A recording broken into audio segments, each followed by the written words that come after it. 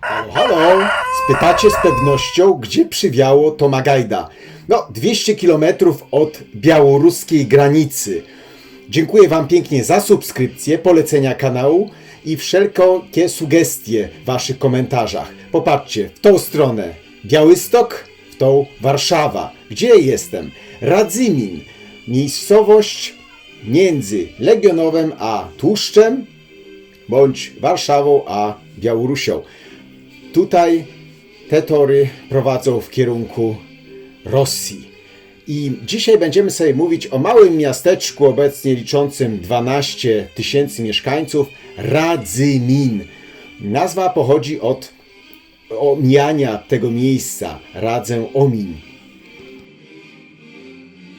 Radzymin jest jednym z najstarszych miasteczek w województwie mazowieckim.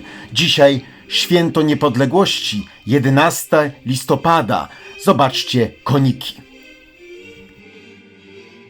To tu w okolicach Radzymina zdarzył się cud nad Wisłą. Marszałek Piłsudski uniemożliwił sen Lenina, aby zrobić z Paryża, Berlina i Rzymu czerwone komunistyczne miasta. Hordy bolszewickie zostały odparte z powrotem na wschód. La viva Polonia! Patrzymy na flagę. Dumnie powiewającą. A tu herb Radzymina, oko opatrzności. Przed wiekami odgoniono stąd zarazę, stąd taki herb. Druga wersja mówi o tym cudzie nad Wisłą, stąd właśnie oko opatrzności w herbie. A może tak piwko rzemieślnicze prosto z beczułki. Konsumpcja piwa w średniowieczu była ogromna, 5 litrów piwa dziennie. Z tym, że ciężarne kobiety nie mogły pić więcej niż 3 litry piwa dziennie, zalecane przez doktorów. Stoją na granicy dawnego żydowskiego getta. Przed wojną ponad 200 domów i 3,5 tysiąca mieszkańców Radzymina. Połowę stanowili Żydzi. Za chwileczkę zobaczymy dom słynnego laureata Nagrody Nobla Izaaka Beszewisa Singera. Znacie na pewno z maszyn do szycia to nazwisko. Tu w tym dokładnie domu mieszkał. Późniejszy teren getta. Każda żydowska ulica w Radzyminie była samodzielnym miastem. Idziemy dalej.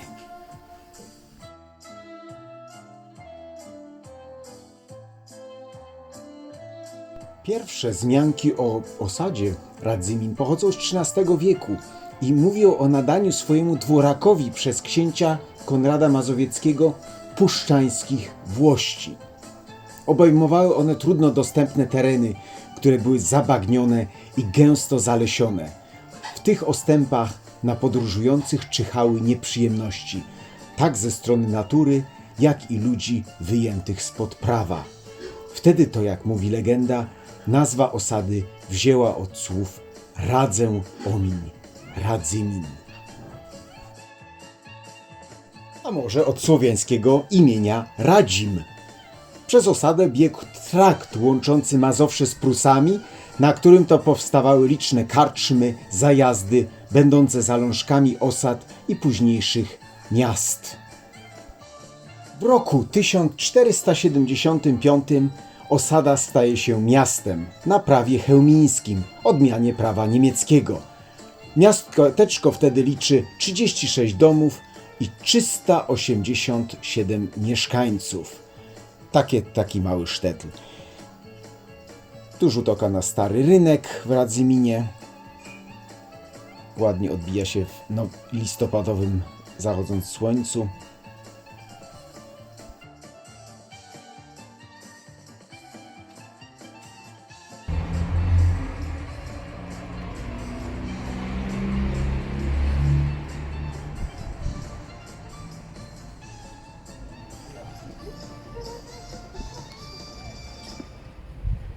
Hello, pomachajcie.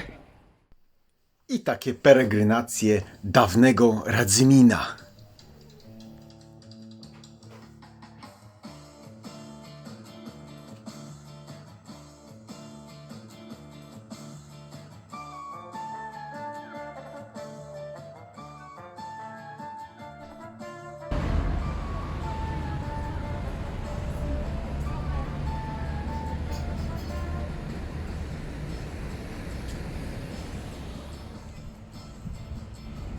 Gdzie nas teraz zaprowadzi niebieski szlak w Radzyminie?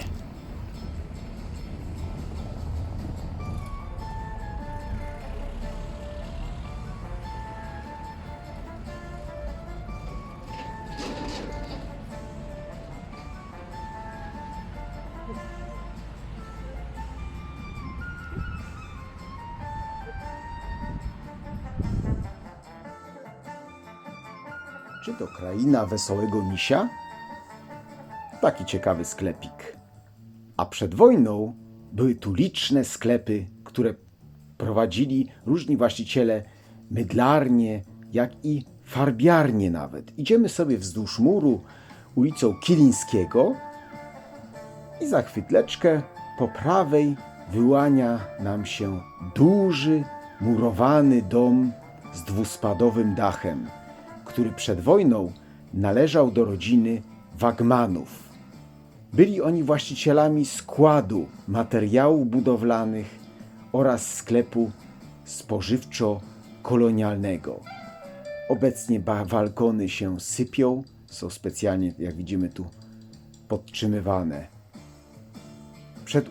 Przed wojną na tej ulicy mieszkało wielu Żydów, którzy prowadzili liczne sklepiki.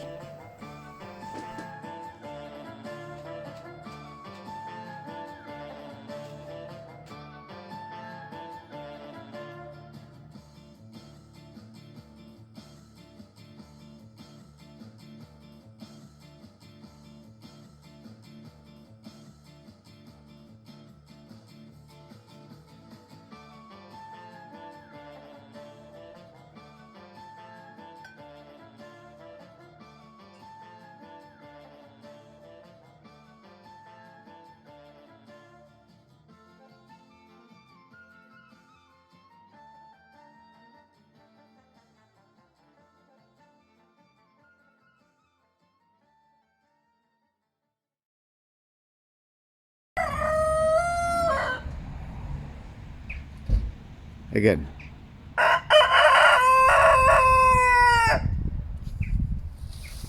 Jeszcze raz.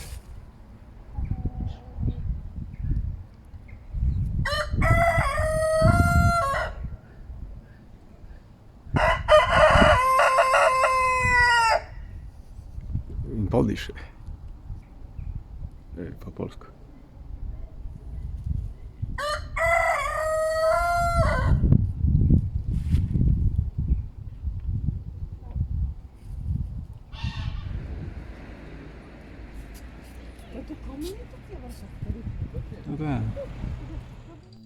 I tu proszę zabytkowa francuska pompa. Zaraz sprawdzimy, czy działa. Teraz.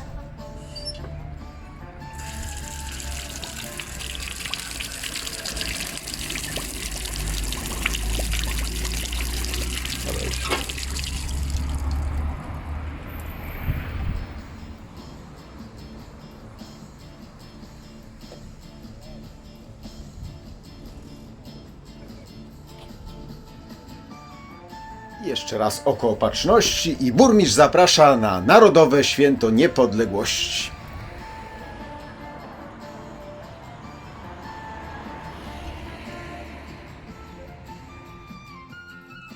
Teren dawnego cmentarza żydowskiego, istniejącego tu od XVIII wieku.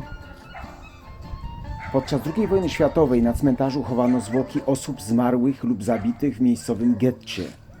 Grzebano tu także ofiary epidemii tyfusu. Z obawy przed rozprzestrzenianiem się Niemcy wprowadzili ograniczenia w przewozie zwłok. W 1903 na cmentarzu pochowano cadyka Szlomo Jeszułę Dawida, syna Jakowa Arię Gutermana z radzymińskiej dynastii hasyckiej. Nad niego grobem wzniesiono ochel, który tu widzimy. W 1939 cmentarz zajmował działkę w kształcie wydłużonego prostokąta, prawie ponad 2 hektary. W latach PRL-u cmentarz został splantowany i zamieniony w park. Wszelkie ślady grobów zostały dokładnie zatarte. W 2010 właściciele jednej z posesji odnaleźli kilka macew wykorzystywanych w czasie wojny do prac budowlanych. Są nagrobki z piaskowca, które których najstarszy upamiętnia Haję, córkę Szlomo. Przed 10 laty dokonano niezwykłego odkrycia. Kilkanaście metrów od cmentarza odnaleziono kolejnych 5 macew wykorzystywanych jako stopnie przed domem.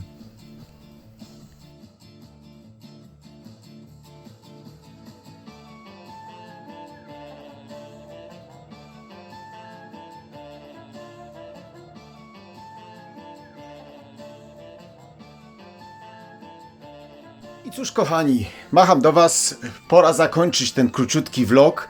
Nie zapomnijcie o subskrypcjach, poleceniach kanału Toma Gajda i już w kolejnych odcinkach szykuję się na kolejne jakieś eksploracje, które może Was zaskoczą. Piszcie komentarze, jestem wdzięczny za każde sugestie z Waszej strony. W ten piękny, słoneczne popołudnie życzę Wam super dnia. Do kolejnego. Cześć!